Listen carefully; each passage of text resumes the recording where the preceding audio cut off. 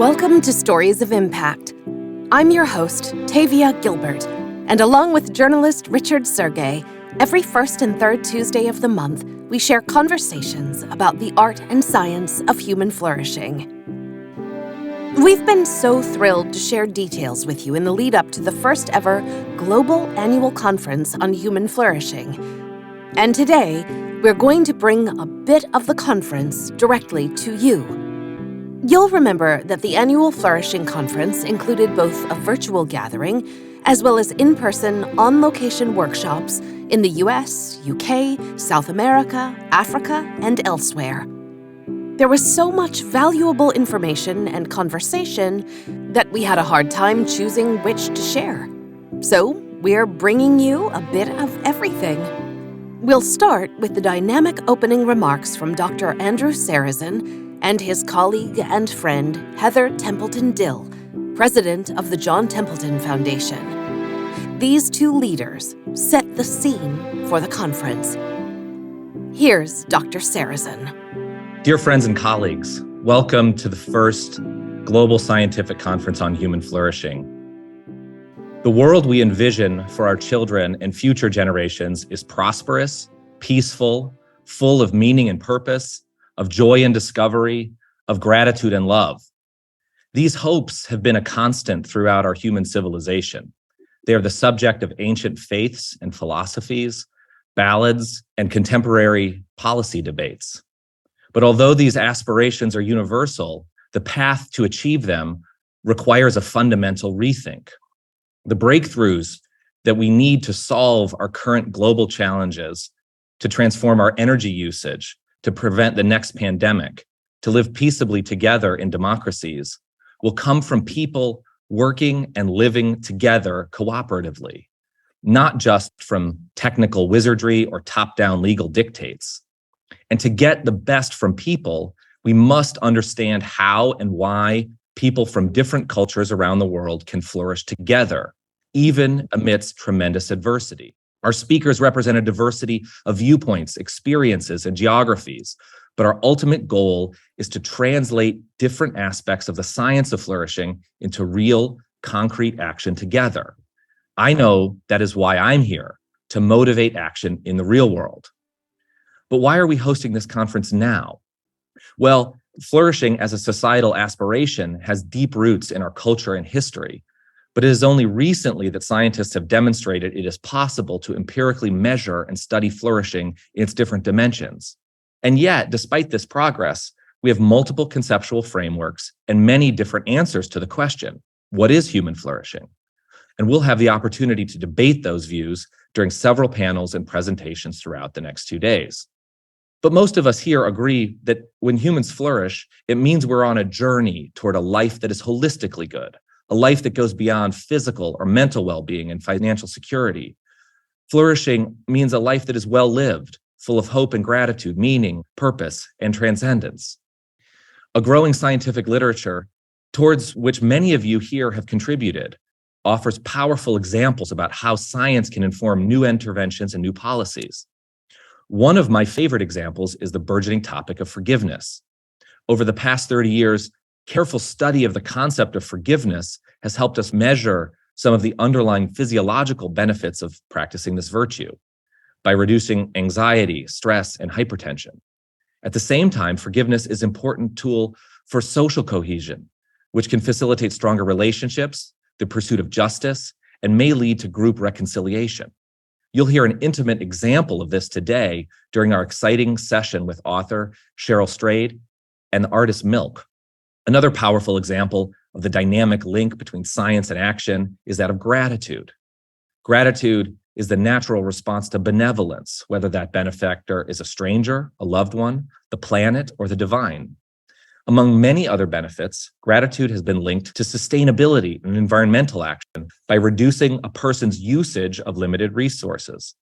These studies show that people who experience gratitude towards nature are morally concerned and intrinsically motivated to act responsibly, and they take action more readily in their own lives. The theories and practical applications will be discussed tomorrow in our sessions on climate change and other global challenges to human flourishing. A third example relates to joy and self-worth as drivers of good health and healthcare. In Pakistan, arts and storytelling are being tested as a tool to motivate healthcare workers. In Zimbabwe, researchers are now investigating whether reduction in HIV viral load and increased compliance with medication is mediated through campaigns focused on acceptance and hope. We'll hear about the connection between human flourishing and health and well-being in an upcoming session on aging. To me, I think these different studies illustrate a new kind of paradigm for science. Instead of seeking to create external technologies, the science of human flourishing focuses on strengthening our innate capacities and scaffolding of human potential. And to me, this is science at its best. Rigorous conceptual thinking combined with data, experimentation, and innovations. But we're only at the beginning of this broader exploration of the science of human flourishing.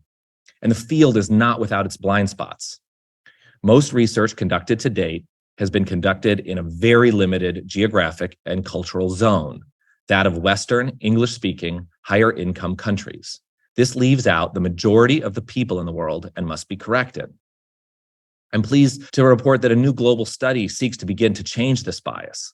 The Global Flourishing Study is a collaboration between researchers at Baylor University, Harvard University, the Gallup Organization, the Center for Open Science, and a consortium of funders, including the 3 Templeton philanthropies. This $43 million initiative will follow 240,000 individuals from 22 geographically and culturally diverse countries over 5 years. The annual data collection will track a broad range of well-being outcomes and represents an important step in creating a deep longitudinal data set that can be mined for decades to come. Today, we'll hear more about this landmark study and hear expert panelists consider what else do we need to know. This conference is also intended to be a platform to announce new initiatives. Today, I'm so pleased to announce a new request for proposals from the Templeton World Charity Foundation through our $20 million Listening and Learning in a Polarized World initiative. I think we can all agree that polarization is a critical obstacle for solving existential problems like climate change, war, and famine. TWCF will fund a series of research efforts to take a systematic look at what are the underlying mechanisms and models behind polarization that can be problematic, which mechanisms are universal, and which are culturally specific. So whether you're in Africa, Latin America, Southeast Asia, the US, or Europe, what is the same and what is different?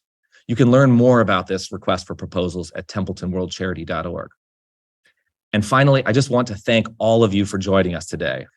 I'd also like to thank our media partner, Scientific American, as well as our fantastic journalist moderators. The conference program was guided by a deep engagement from our world-class program advisory committee, including Amina Abubakar, Yuria Seladwen, David DeSteno, Bob Emmons, Mark Fabian, Matthew Lee, Michael Muthukrishna, Lori Santos, Emiliana Simon Thomas, and Rodney Smith. Now, Sir John Templeton, the founder of the 3 Templeton philanthropies, said that we are just now emerging into a blossoming time for humanity, and periods of difficult change, transition, and challenge are ripe opportunities to drive progress and to explore different ideas of what it means to thrive. And science is one of our most powerful gifts, not only to understand our experience, but to reimagine it for the better. We expect over 3,000 participants for this 2-day conference, which signals to me that despite the challenges we face, there exists a critical mass of engaged individuals who are committed to making a difference. We look forward to working with all of you over the next years to build this vital field and to forge a path for all humans to flourish. So now please join me in welcoming Sir John Templeton's granddaughter and president of the John Templeton Foundation, Heather Templeton Dill. Thank you, Andrew, and good day to colleagues and friends from all around the world. Today is Sir John's birthday, and I am thrilled to add my own welcome to all of you who have joined the Global Scientific Conference on Human Flourishing. Sir John's life began in the United States, in a state called Tennessee. From an early age, he was allowed to explore, first his local surroundings, then to college in New England, graduate school in the United Kingdom, and an amazing trip around the world where he came face to face with different forms of business and commerce, different religious traditions, and places where humans flourished in ways he had never experienced. This trip around the world helped my grandfather appreciate the wisdom and insights that existed outside of the United States and outside of the West. And when he sold his mutual fund business in 1992, he dedicated himself to exploring the mysteries of the natural world and of the human spirit by creating philanthropic entities to carry out his philanthropic vision for human flourishing. Like many concepts, human flourishing is something that we need to study and to understand. There may be different ways to describe human flourishing. We need to know more about how to measure human flourishing. We need to recognize the different domains of flourishing, which include well-being across many aspects of life, including, especially for Sir John Templeton, spiritual flourishing, love, forgiveness, beauty, and purpose. It is possible to research all of these concepts. And so I invite you, on behalf of my grandfather and his mission to make the world a better place, to explore human flourishing, to learn about the research that we are funding, and to understand the application of the findings from such research to the human experience in the 21st century. Sir John said that we can help create a more meaningful and fruitful world by our thoughts, feelings, consciousness, and actions.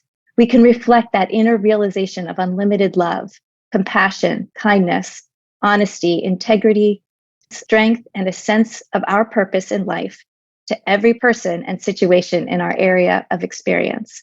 I hope this conference sparks more conversation, more research, and a greater commitment to human flourishing. We begin by watching the trailer to Contrarian, a documentary film about Sir John Templeton. You can find the full version at templeton.org.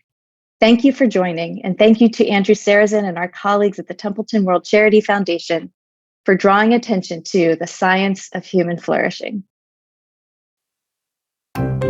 When you see the many scandals in the investment world, and you see the long career of Sir John, so principled. John Templeton was honest.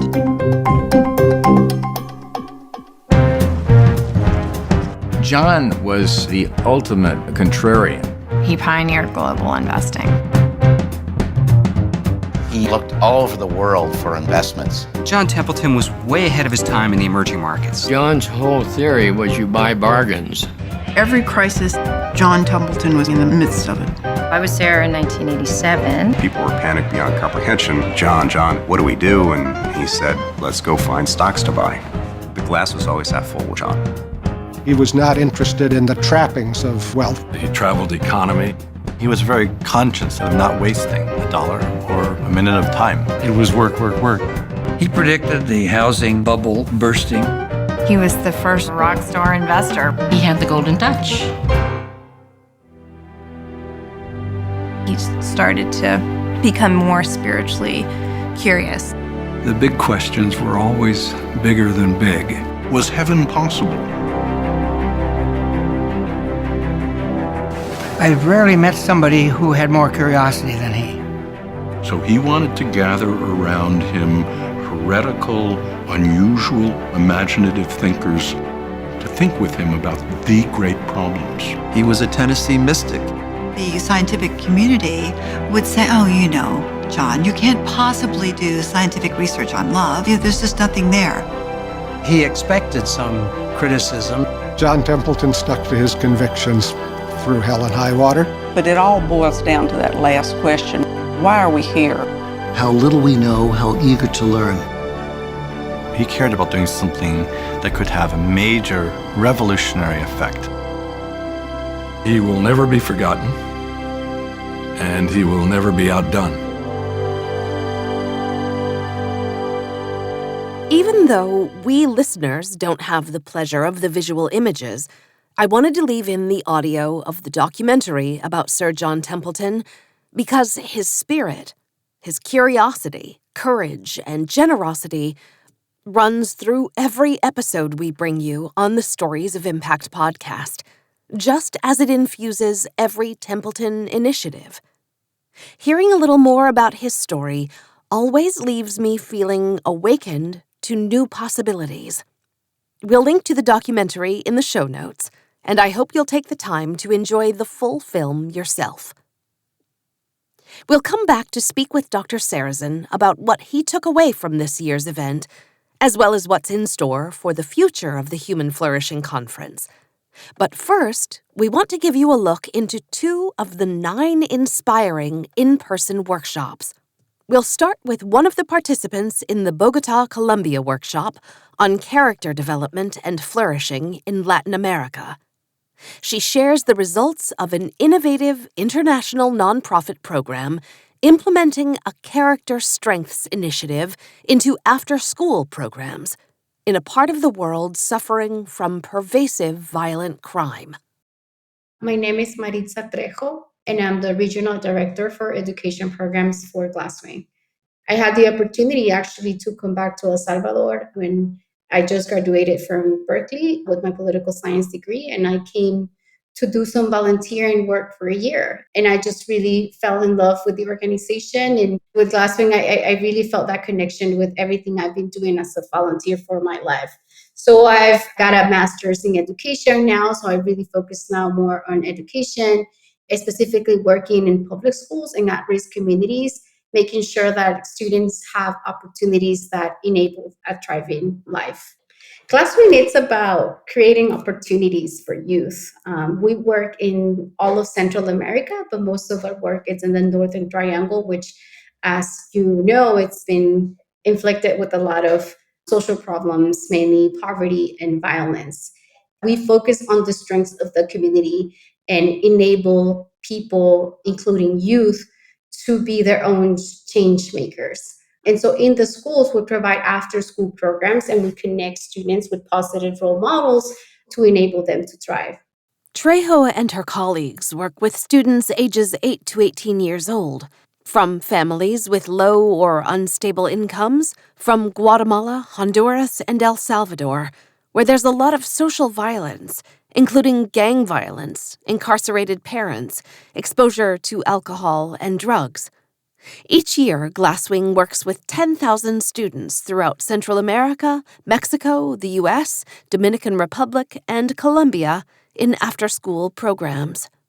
We understood that, context matters, and what might be valuable or a character strength for me when I lived in the United States might be a little bit different, for one of my kids living in a community where there's constant threat of violence. And so we wanted to really first talk to the students and through a participatory process in a dialogue, talk to them about what are the character strengths that for them were the most valuable or the most useful in their context. So what are those strengths that youth in difficult situations find most useful for their lives? Creativity, perspective, courage, perseverance, self-control, social intelligence, and hope. When the researchers came back to us, there was one strength that didn't come across in the reviews that they did, but it was one of the top character strengths that our students pointed out that it was very important to them, and it was courage. The main or the biggest conclusion that we're very excited about, and we sort of expected, right? That was our hypothesis, that it does make a difference to have an explicit curriculum that teaches character strength so that it protects the children from negative impacts of violence or neglect in a much more profound way than just the after-school program, So the main insight for us is that, yes, the after-school programs that we have been developing for the past 15 years are protecting our students, are enabling these protective factors that students in these situations need in order to thrive.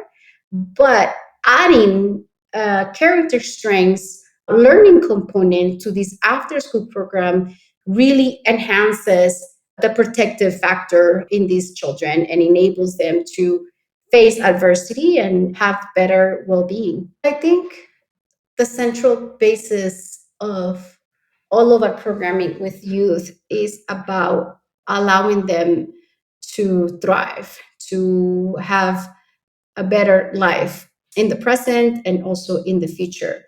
And human flourishing, I think, is an aspect that all humans deserve, right? To have a flourished life. And we see that through the character strengths programming, We provided these tools for students and also language for them to enable themselves to take advantage of opportunities that are presented to them, to go out and look for these opportunities as well and allow them to flourish. Like Maritza Trejo, the leader of the in-person conference workshop that took place in Cambridge, England, is devoted to the education and flourishing of young people. Dr. Duncan Assel, a program leader at the MRC Cognition and Brain Sciences Unit, University of Cambridge, led a conversation with an audience of researchers, practitioners, people who work in charity, advocacy, and policy, and people who have been through the education system who are themselves neurodivergent, seeking better understanding of diverse trajectories to good developmental outcomes. Here's Dr. Assel. Certainly in the UK, there's for a long time been a relatively narrow focus on what school success looks like, right? So, for instance, if you get to the end of primary school and you've got your level 4 reading and maths, that's success. And we don't really ask many questions beyond that. That's how the government would capture success. I think people are becoming increasingly aware that actually, surely there is a lot more to what we want to achieve with an education system than those kind of crude benchmarks. And the benchmarks surely should be different for each child. We need to start having the conversation about what does a good education system look like and what does success look like at the end of it? And how do we marry that up with the idea that each child is different? What is a good outcome for any given child? And how do we put together the growing science that we have about how our brains develop and how we are all developing differently with a system of education that seeks to achieve good outcomes for each child? And how do we kind of marry those two things together? What are the barriers to learning? What are the barriers to well-being? What are the ingredients of a good school inclusion policy? How do we marry up this idea that there'll be different kids in the school with different needs? And what would a good school level policy look like for how we ensure that they get the most out of their school experience? And then what would a good national level inclusion policy look like? In order to understand what does a good educational system, what does a good school experience look like, it has to embrace a lot of things outside what we might consider to be the traditional confines of education, because ultimately school is much more than that. And I think that ultimately underpins why we think an interdisciplinary approach is really necessary. And we realize that what happens in their school experience actually lays a foundation that often stays with that person for the rest of their life. It isn't just where is the kid or the young person at the end of their school experience, but it's and how will that serve them in the next 10, 20, 30, 40, 50 years. Those early trajectories can impact all sorts of aspects of, for instance, mental and physical health. If you have difficulties in literacy or numeracy, you're 6 times more likely to experience a mental health difficulty when you get to adolescence. So empirically, there is a really strong relationship between how one does at school, academically, and mental health.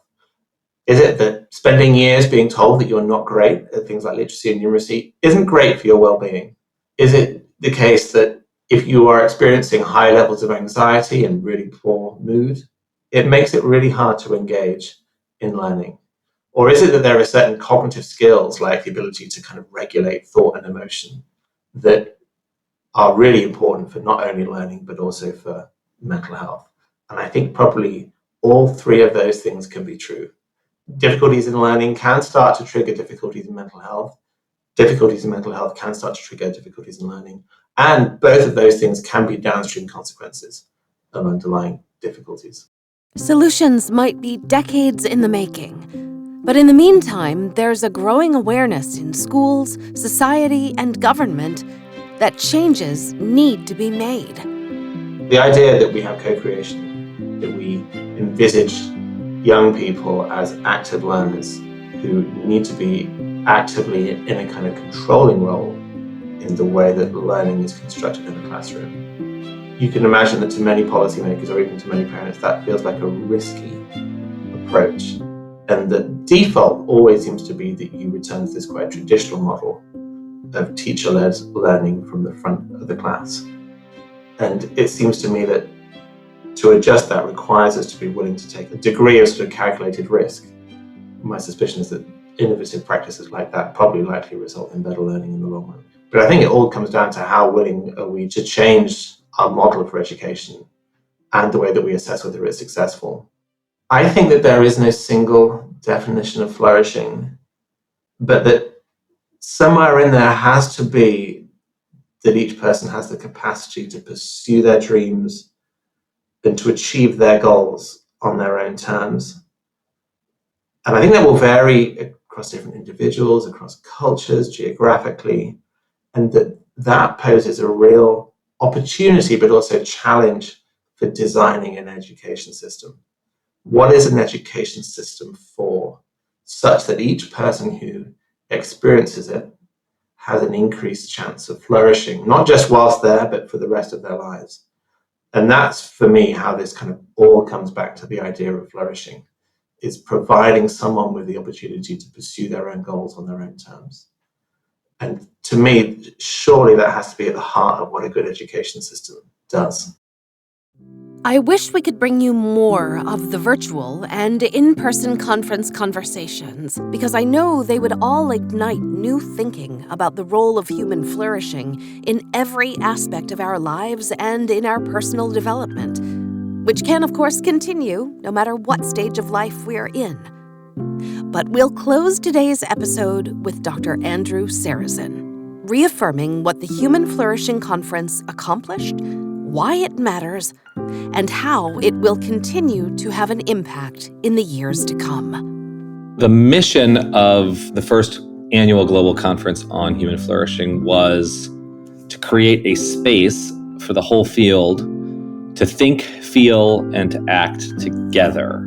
So we had scientists represented, we had practitioners, we had innovators and technology developers, we had communicators, we had artists, and we had policymakers. So really the mission was to gather all of those people together in one platform. And what an amazing platform it was. 10 panel discussions, 9 global workshops, over 150 scientific abstracts, which were displayed in a virtual gallery, over 50 speakers and a live audience of registered participants of about 4,000 people. The question, what is human flourishing? What was clear to me was that there are robust, universal aspirations that different people share, that, we may not have all of the pieces together, but I think we're going to be coming to more of a robust answer with a few caveats. And I think we had some very, very fascinating discussion about things that are kind of on the frontier of us measuring. So beauty and aesthetics and relationship between creativity and beauty and what that provides in terms of meaning for people and meaning-making institutions. Very fascinating research that was presented on how elderly nuns, who in many respects are flourishing despite their infirmity, but some protective factors. Other research presented on incarcerated men who are facing life sentences and their ability to generate meaning in really the most dire circumstances imaginable in their lives. So I think while there is a sense of these sort of universal features of flourishing, there's a lot to learn in different contexts to supplement some of those things. And I think that's going to make this discussion just much more enriching over the future. And that's, individual panels shining a light on something like creativity and music and beauty on the one hand, or on the other hand, adversity, really taking a look at why we should be hopeful no matter what circumstances we're in, and really shining a light on people who flourish despite really tough situations. I don't think about this as a unified theory. I think there are some human universals, but there are different dimensions. So thinking about human flourishing, number one, as a process, not an end state. So it's dynamic, it's an aspirational goal. But then there are different dimensions of that. For example, work on gratitude. There are all these benefits to gratitude, right? And those are the same benefits when you talk about forgiveness. So there is a sense that it kind of doesn't matter where you start on the flourishing journey, I think, or in these different dimensions of flourishing. If you find a way to practice or societies and institutions find a way to promote different means of flourishing in different contexts, they kind of all go the same direction, actually. Fundamentally, we're all human. There are going to be different contextual features. that are more salient depending on the circumstances of the individual or the group. But I think there are some universal features because the outcomes that we report, whether it's in gratitude or forgiveness or any other kind of intervention, all kind of point towards the same thing. Science is the most reliable form of knowledge that humans have. But without broader inspiration from culture, from arts, from creativity, from religious perspectives, science is sort of sterile and meaningless in some sense. In fact, actually, one of the more interesting discussions was with Nobel Prize winner and Templeton Prize winner Frank Wilczek, who talked about his practice as a mathematician and physicist as a creative act. And you hear that a lot with mathematicians specifically, that for them, logic and creativity and art and beauty come together in their work in ways that perhaps we don't have otherwise. So I think science is super critical, but one of the most interesting things was actually how science should be in dialogue with other modes of thinking or other modes of being, really. And it's the combination of those things that's super powerful. Did anything unexpected happen during the conference? I was really surprised by how natural conversations of ultimate meaning or spirituality or religion came up in the conference. I think oftentimes these discussions are scary for academic researchers because they sort of border on spaces which make people who are working within certain disciplines very uncomfortable. These are questions of ultimate purpose and meaning and truth. And science is really not equipped to answer those questions definitively, right? But I think what was really nice for me to see was that there was a warm embrace of those faith traditions. And then it was incorporated, but in a really great way, not in a dogmatic way. I was struck specifically in the context of the discussion on climate change, where it was felt that, by working within faith traditions who have a view that nature has innate value more than just an instrumental value. Nature is not just about providing resources or services in many faith traditions. That's a critical perspective, actually. And we were reminded that 80% of humanity also shares those kinds of perspectives. And so I felt like that was a really amazing way to bring in different faiths from around the world on a critical topic, but then put that in dialogue with science about, communication on climate change, just by raising awareness of sea temperature changes or CO2 levels in the atmosphere. Knowledge is really not enough to change behavior, and the kind of authority and place that many faith traditions, including indigenous traditions, play in the world, I think points to sort of, again, more of a recipe for success and a reason to be hopeful. Dr. Serazin shares his main takeaway from the Human Flourishing Conference. I loved the broad tent. I loved people feeling like they belonged in a space. We heard over and over that, they didn't know that, this community existed or this kind of academic work existed, but they were happy to find us and see themselves in that work. So one thing that's going to be really, really important going forward is to connect these studies of human psychology and cognition and well-being, but connect those to things that really, really matter. And they matter to a large number of people. So poverty, healthcare, climate action, development of technologies, mental health, all of those kinds of outcomes that have a much broader purchase in the world and show that this approach, by focusing on what's inside, actually makes a difference. So what's next for the Templeton World Charity Foundation, I think, is to continue to invest in this platform, to create networks. There are any number of networks around the world that are kind of talking in similar spaces. And I think it's important not to be too precious about our approach versus somebody else's approach. But I think there are a growing number of people that recognize some fundamental similarities. So I think all of these things are pointing in a direction which is really similar and that share a lot of key features with Human Flourishing, which sort of focuses on non-material progress that is about, really the progress of the human spirit in the most sort of deep and fundamental ways. What this conference showed me was that we can play a critical role in connecting communities that don't know each other already. What does Dr. Serazin think Sir John Templeton would have thought about the conference? Would he have enjoyed it? Oh, loved it. I mean, I think I think it's such an evolution of the mission of the organization to be open. We have this picture from Sir John of him in the ocean, and he's standing looking back towards the shore, and his arms are open. And they're open wide, and it's an invitation to come in and enjoy where he is. And I think that that's what this conference was. It was this open invitation, not in a defensive way, not in a kind of elite way. It was really a welcome, and he would have loved that.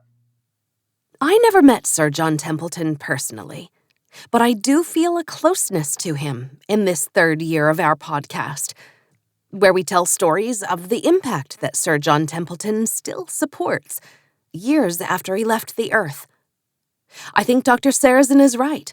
Sir John would have loved the Human Flourishing Conference, and he would love all the projects focusing on the science and art, data and beauty that celebrate and perpetuate the thriving of human beings and planetary beings, whether plant, animal, or environmental.